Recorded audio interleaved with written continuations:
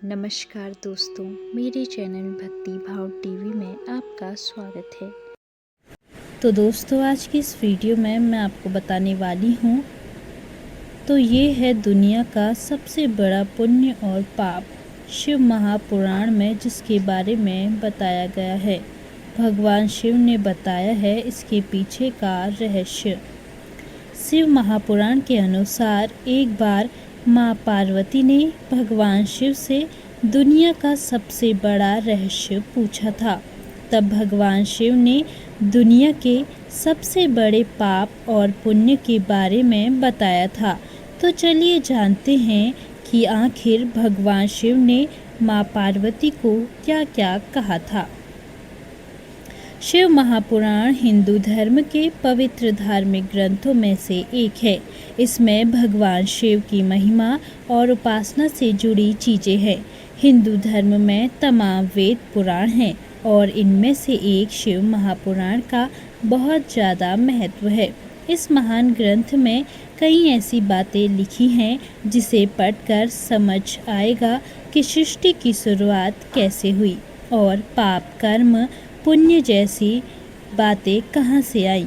बता दें कि शिव महापुराण में दुनिया के सबसे बड़े पाप और पुण्य का जिक्र भी हुआ है।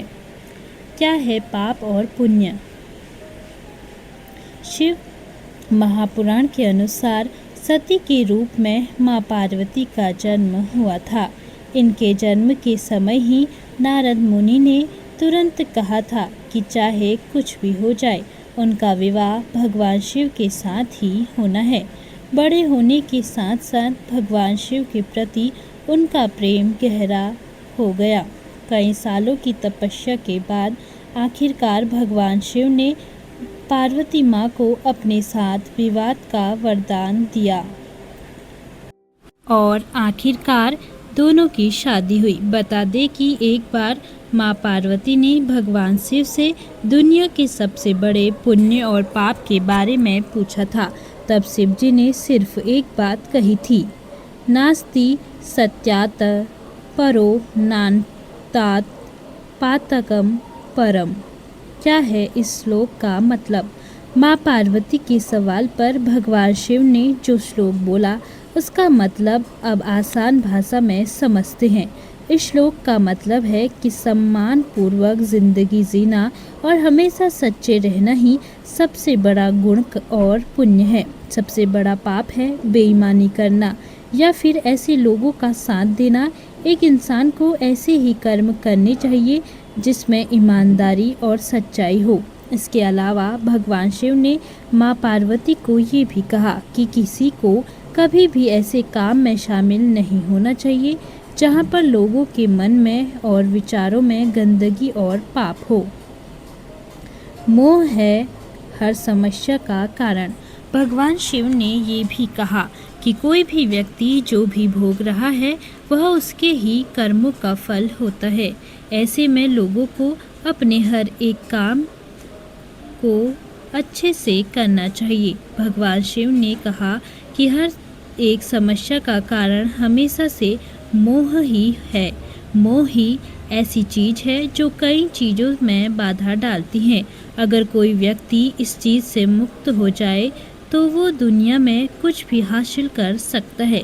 भगवान शिव ने कहा कि किसी तरह का लोभ भी व्यक्ति के दुखों का कारण है। लोगों को कर्म और शरीर बंधन के चक्र से मुक्ति पाने के लिए अपना सारा समय तपस्या और ध्यान में लगाना चाहिए।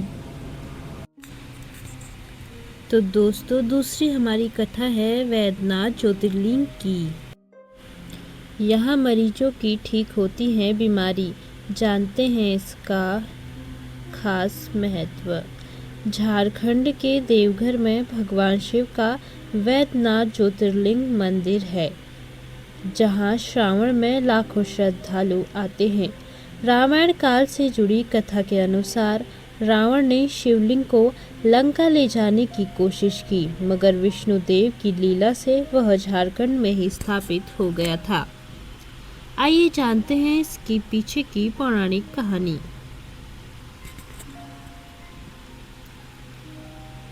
पौराणिक कथाओं के अनुसार रावण ने हिमालय पर जाकर शिवजी की प्रसन्नता के लिए घोर तपस्या की। इसके बाद उसने एक एक करके अपने 9 सिर काट शिवलिंग पर चढ़ा दिए। जब वह अपना अंतिम सिर काटने वाला था तो शिवजी प्रसन्न होकर उसे वरदान मांगने को कहा। रावण ने लंका में शिवलिंग को स्थापित करने की आज्ञा मांगी। शिवजी ने उसे लिंग देकर कहा कि धरती पर इसे जहाँ भी रख दिया जाएगा यह वही स्थापित हो जाएगा। यह जानकर सभी देवता परेशान हो गए। दरअसल रावण पहले ही बहुत शक्तिशाली था। यदि वह वैद्यनाथ ज्योतिर्लिंग को लंका ले जाकर स्थापित कर लेता तो उसकी शक्ति और भी बढ़ जाती। वह अपने अभिमान और घमंड में देवताओं के लिए भी खतरा बन जाता, साथ ही दुनिया में अशांति और अराजकता का माहौल बना सकता था। तब विष्णु देव ने रची थी एक लीला। भगवान विष्णु को जब रावण की इस योजना का पता चला तो उन्होंने रावण को शिवलिंग को लंका ले जाने से रोकने के लिए हस्तक्षेप किया। उन्होंने वरुण देव को आदेश दिया कि वह रावण को शिवलिंग ले जाने से रोक दे। इस ज्योतिर्लिंग को लेकर रावण जब रास्ते में था तो उसे लघु शंका लगी। तब उसे एक ग्वाला दिखाई दिया। रावण ने उसे बुलाकर शिवलिंग थमा दिया और लघु शंका करने चला गया। जब रावण लौटा तो उसने देखा कि ग्वाला शिवलिंग को वहां रखकर कहीं चला गया। इसके बाद रावण ने शिवलिंग को उठाने की लाख कोशिश की मगर सफल नहीं हो पाया। इधर ब्रह्मा, विष्णु आदि इंद्रदेव ने आकर उस शिवलिंग की पूजा की। उसी स्थान पर ज्योतिर्लिंग की प्रतिस्थापना की और शिव स्तुति करते हुए वापस स्वर्ग चले गए। लोक मान्यता के अनुसार यह वैद्यनाथ ज्योतिर्लिंग मनोवांछित फल देने वाला है, इसीलिए इसे कामना लिंग भी कहा जाता है। वैद्यनाथ ज्योतिर्लिंग क्यों पड़ा नाम? कहते हैं कि रावण के कटे हुए सिरों को शिवजी ने फिर से ठीक कर दिया था, साथ ही उसे सिरों के कटने की पीड़ा से भी वैद्य यानी चिकित्सक बनकर मुक्ति दिलाई थी। इसी वजह से इस ज्योतिर्लिंग को वैद्यनाथ कहा गया। कहते हैं कि यहाँ भगवान वैद्यनाथ का पूजन और अभिषेक करने वाले के रोग दोष से मुक्ति मिलती है। तो दोस्तों, कैसी लगी आपको यह जानकारी? कमेंट करके ज़रूर बताएं। ऐसी ही बहुत सारी कहानियों, कथाओं और जानकारियों को सुनने के लिए मेरे चैनल को सब्सक्राइब करें। और आप इस वीडियो को कहां से देख रहे हैं कमेंट बॉक्स में ज़रूर लिखें। धन्यवाद।